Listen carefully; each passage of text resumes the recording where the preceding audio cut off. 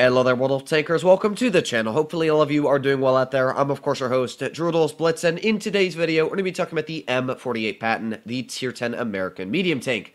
Now, this vehicle has always been a strong medium in my eyes. Yes, it definitely has its flaws, as in one form, should I say, the gun. The gun really struggles with hitting its shots. It's the dispersion on move, and as well, just dispersion at 100 meters that really sucks on this tank. It's 0.326. When you compare that to a vehicle like the T-57 Heavy, that's 0.308. I don't even get the comparison. Like, why does a Tier 10 American heavy tank have more and better dispersion than a M48 Patton, a Tier 10 American medium? So Wargaming is finally buffing the dispersion on the vehicle. They're giving it about a 10% dispersion buff overall, and as well the on-movement dispersion is getting about a 30% better buff. That is a massive change to the tank, and it's definitely something that is going to be needed, because you're going to see in this video, at least if we are getting some funky shots out here, what it's like for the Patton when it's trying to hit people on the move. And for a normal vehicle like the 62A or even the M60, they don't struggle to hit these shots, so the Patton definitely was in need of a buff. However, I will say the tank is also very strong in some of the other aspects compared to other mediums.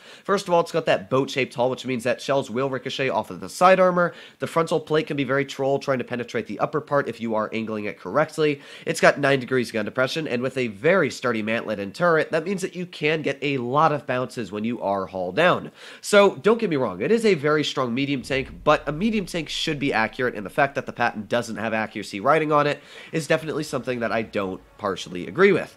So, as always, if you enjoyed today's video, please consider smashing that subscribe button down below. But what do we have on the enemy team? We've got the F-205B, M60, Sheridan, Object 140, T-125, and as well a Mouse. Now, I'm actually going to be pushing my tank, just judging that we don't really have the most of medium tanks. I'm not going to try and fight 3 mediums with 2 mediums, and one of them being a Sheridan. He'll probably just run away if bad things happen. So I'm going to do my best job of holding this hill here. The nice thing about the Patton is it can do 2 jobs. It can either hold hull down as kind of a heavily armored medium tank, or it can do the other role of being a medium, which is good because that means that I can kind of do my job here. But you can see, yeah, the aiming time, the dispersion on this tank isn't the best, and it will struggle, like trying to hit that mouse there. It struggles. So it is a couple issues with the tank. So we got the Fe-205B, and there's a nice bounce, of course, on that turret. It does have that really solid turret armor, something I will always like on the vehicle. Let's see, we also got the M60 right here, who we got a nice little tap right on the cheek of the turret. Now that is the same weak spot on the Patton, but as you can see, the enemy has shot me right in the mantlet both of the times. So that, of course, is what's making the Patton really strong, is people just shoot at the mantlet and they bounce it most of the time. So we're going to push up here. We're going to see if we can tap a nice old shell. There you go. Nice tap once again into that E5. We can put on our adrenaline as well. I know that I'm going to out-reload him, of course, because we are a medium. So, oof, just struggling to pen that E5. You can see, of course, one of the bigger issues with your Tier 10 mediums is they don't have the most penetration, so you will struggle. And, yeah, there's somebody camping off to the side. That would probably be the Object 140, who is just spamming shell after shell into my tank, which, of course, is actually doing a good job of taking me out. So I'll give the guy credit. He's doing his job, and actually a pretty solid job at that. Let's see if we can aim it on this mouse. There's a nice little tap actually right into his engine deck. Don't complain at all for that one. And hopefully that Object 140 is going to change position, or you know what, we might actually be able to work this position quite well right here. If I'm just able to push in correctly, just maybe get a nice snap in there.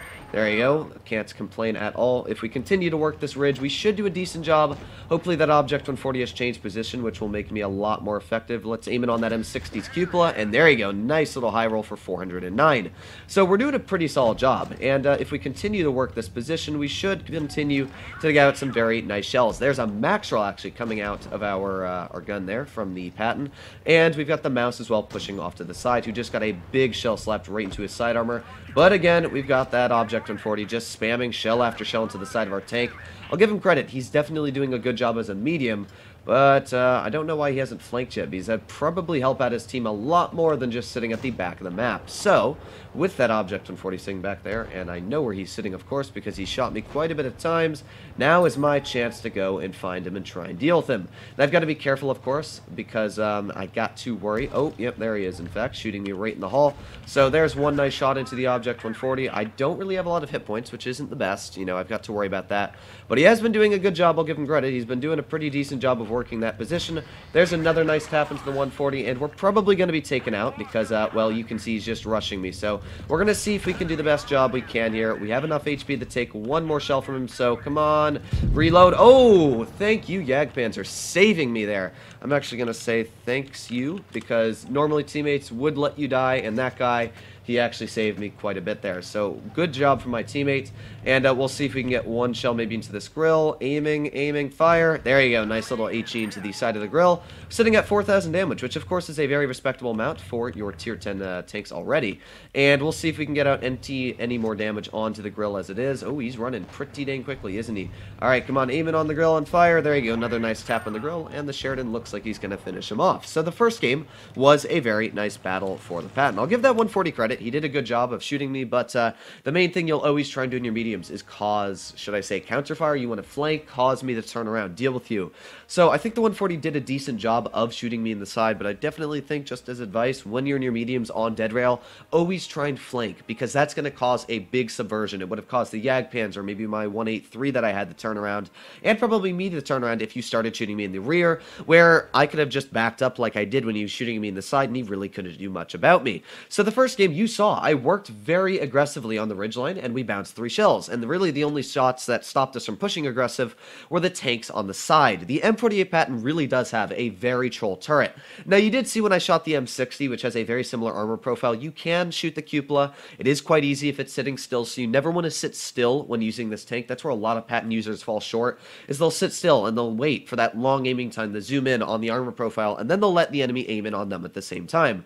The longer you spend sitting still, the longer the enemy has time to aim in on your weak spots. So you'll notice I always pull up, I snap my shot, and I back up as quickly as possible. So as always, let's load into one more game here and see if we can keep up that good work, or if it's going to fall short for us here. The M48 Patton, it actually struggles more against mediums than heavy tanks, because as you saw there, against heavies you have more damage per minute, which means that you can trade shots with them, and not to mention you have more armor, at least effectively on the mantlet, than you would against mediums. Mediums don't really worry about armor because they've got the DPM. So if you're up against a leopard, well, it's just going to shoot you twice every time you poke out, where I'm going to shoot him once. So it's definitely a struggle, but the nice thing is that it carries that beefy alpha of 350, unlike the 62A or the Object 140, sitting at 310. So what are we up against? We got a T95, WT, 57 heavy, a Patton, a leopard, and as well a 2 and 5E, and that guy's in Ishtar, which is not necessarily the best for me, judging that my team is not pushing the hill, which is the most important spot on mines. Don't ask why. I never really understand. Okay, and he taps me in the cupola on the move. I see how it is. That's how Wargaming likes me. Huh. Well, we got the T95 pushing mid as well. I've got to be very careful here. It looks like the enemy team is being just as big-brained as our team, though. So let's see if we can get a shell into this T95's cupola. There you go, nice tap there. And of course, once again, you can see that he shot us right in the mantlet, which gave us that nice bounce overall. So we actually got a weird thing going on for the enemy team. It looks like they're doing a very similar push as we are. Let's back up from that guy in the 2 and 5B. Don't necessarily want to be hit by that. Let's aim in on this T95. Once again, nice little tap again into the cupola of his vehicle. We're doing a pretty solid job so far holding. Maybe we can get a shot into the side of the leopard there. Nice little tap. And as well, we do have the Ishtar player backing off to the side. So let's aim in once again on that T95. Oof, he shot an HE at us. Not what I expected, to be fair. I'm not sure if that leopard's going to be sitting off to the side still. Doesn't look like he is. Okay. And with that Ishtar player pushing off to the side, that gives me the advantage of now to push aggressive here. Once again, this T95 shooting HE, the mantlet of a vehicle, which of course is not going to work too well by any means. So let's see if we can kind of hold him off here, maybe do a decent job, maybe get him in the other cupola, in fact. There you go, nice tap into the cupola. And with our tank actually being quite a tall one at that, we are able to peek this correctly and hopefully get one more tap. There you go, finishing off the enemy player. So now we got like the leopard up top there, no clue what he's doing. And as well, the 2 and 5B off to the side. So let's aim in on that player. There you go, nice tap into the side for 353. If you'll notice, we've already blocked 3,000 damage, a very respectable amount, of course, for a tier 10 medium. Now we do have got the 2 and 5B off to the side. He's probably going to tap me. Yes, he did. And that's not great for me, of course, because I'm not sitting at the most HP. But hopefully my team's going to try and counter him. There you go. Okay, they are doing a good job countering him, which is, of course, what I want. We got the leopard pushing off to the side as well. well, finish him off. And this game, as you can see once again, I did a pretty solid job. Not necessarily the strongest, you know, we didn't get out the most damage this battle, but we were able to hold the hill. And that is the most important spot, in my personal opinion, on this map. If you hold the hill, that is star player. Yes, I think he did the right job. Like, his team was falling apart as it was. We had a lot of tanks on the side, and because I was able to hold the hill and push an aggressive, I was able to put a crossfire on the rear, and yeah, I can say his leopard definitely let him down. I thought if that leopard had pushed to mid, he could have had a really nice crossfire on me as well. So yeah, we did a good job. Once again, 3,218 damage. Took out a full health T95, and as you can see, that T95 only doing 267 damage wasn't necessarily the best.